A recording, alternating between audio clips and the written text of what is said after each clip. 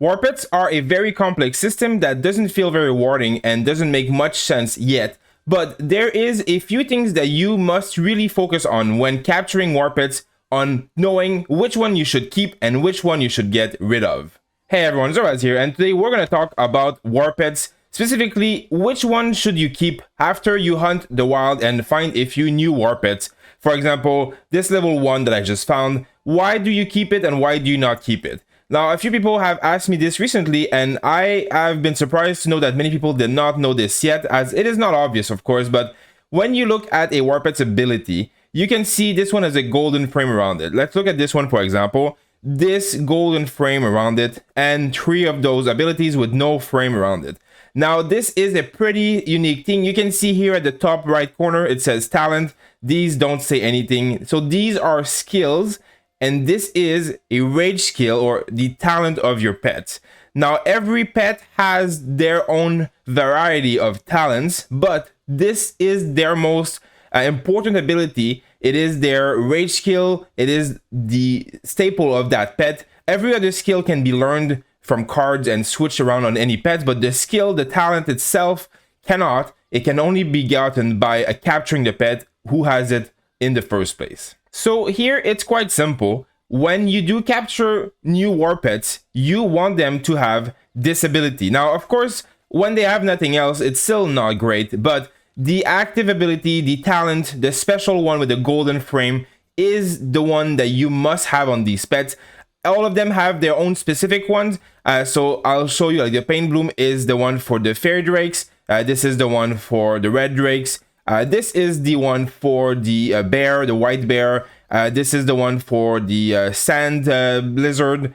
And I have also the one here for the venomous lizard.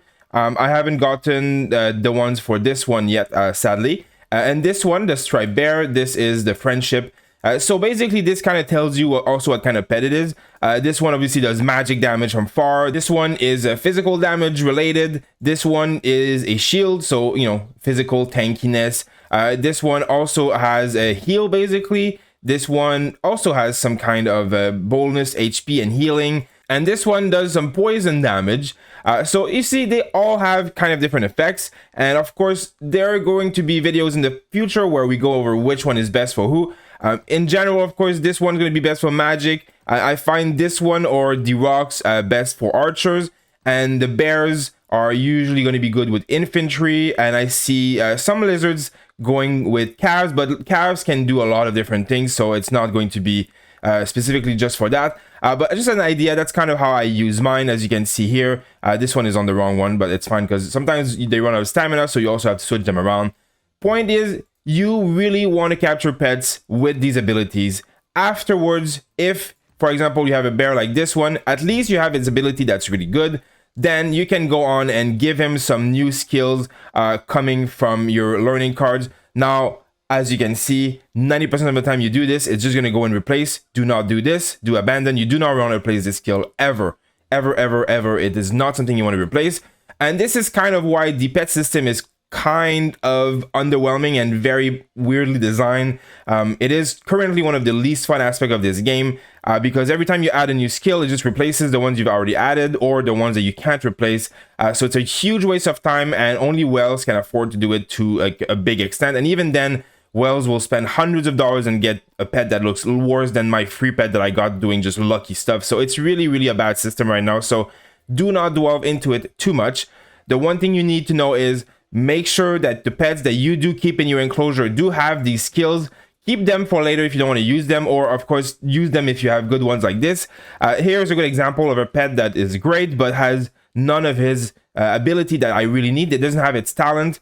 So I would really need to find another Snow Peak rock, and then the one would have the special ability, and then I could do the inherit, where I do this button here and you ask a new pet of the same type, and then it will transfer the skills. So a good example would be, for example, this Fade Drake doesn't have its active ability. I can't have it on him, which is very bad. I could do this and then choose one of my other Fade Drakes, and then all of this would be transferred all over here.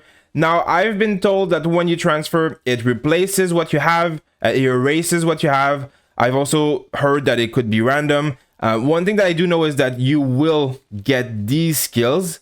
I don't know how much of this you keep. I've never done it because it's very expensive, and also I haven't had to do it, luckily for me. But this is one way where you will want to do it if you have, example, a pet like this. You keep the ability. If you get a legendary one with really good stats that you don't want to reroll, well, you can import the skills from this one. This one goes to waste, but at least you've given your newer, better pet its active ability, and then you can just go and add skills over time, or hopefully when they fix the system in the future, and then you will have a great pet. So this is really just to let you know, when you're hunting in the wild, pets like this, well, it's great to have all these skills. If they don't have their talent, the special one that has the golden border that says talent in the top corner here, they're not really worth keeping. I'm still using some of them, of course. If you have no alternative, it's not terrible, but you do want to focus on pets like these guys who have this ability. You need their active ability here, their talent, for the pet to be optimal, and you will eventually get it. You just have to keep hunting every day. After doing all the research, you'll get 5 of them a day, so that is not going to be too hard. And eventually in the game, once the dragon is conquered, you will see here that the level 25 Warpets will start appearing after an alliance occupies the Frost Dragon lair. So once the Frost Dragon is occupied, 25 will start appearing, which are higher level and have a better chance of having what you want and more skills and higher level skills. Because there's a whole other system to skills where you will get also different levels of skills. As you can see, there's a little star down here. It can go to more stars. So the more stars, the stronger the ability is. And when you do replace skills, you do not want to replace that one with a star, of course. But as you can see, they're kind of hard to get by. I only have like one pet or two with like a star, and here they don't even have their skill ability, so it's a bit wasted. But it just kind of shows you what is important to focus on. Go capture pets, make sure they have this ability with the golden border. Keep those ones. If you run out of space, get rid of the ones who do not have that. Unless they're very, very good roll with tons of skills, you can still keep them and eventually import them and get lucky, we'll see. But you can also buy more spots for some type of gems. It's not extremely expensive. As you can see, I'm only keeping the ones that are really good and with their abilities, and the other ones are just kind of like extras, meanwhile, as I'm waiting to get good ones. If you have any questions on this, pets, legendary, all that kind of stuff, make sure to ask in the comments. As you can see, I have a ton of legendary and I have 500 something potions, so you should be able to get every single pet you have and you use to legendary quite easily, as they are really easy to come by. I made an entire video on how to get a ton of these potions every day. You can see they come from everywhere. Anyways, it's actually very easy to get them after a few weeks. So you should be able to get all your pets legendary without problems. And if you're wondering, my video will explain exactly everything you need to know. Thank you guys for watching, and I'll see you in the next video.